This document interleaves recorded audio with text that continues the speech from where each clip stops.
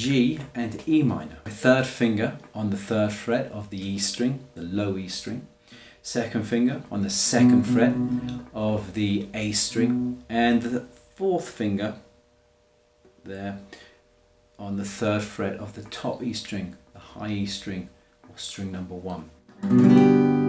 Now, to go from G to E minor, we're going to keep our second finger there. It's going to be our anchor. So G, remove the third finger, remove the fourth finger, and then tuck in that third finger behind the second finger.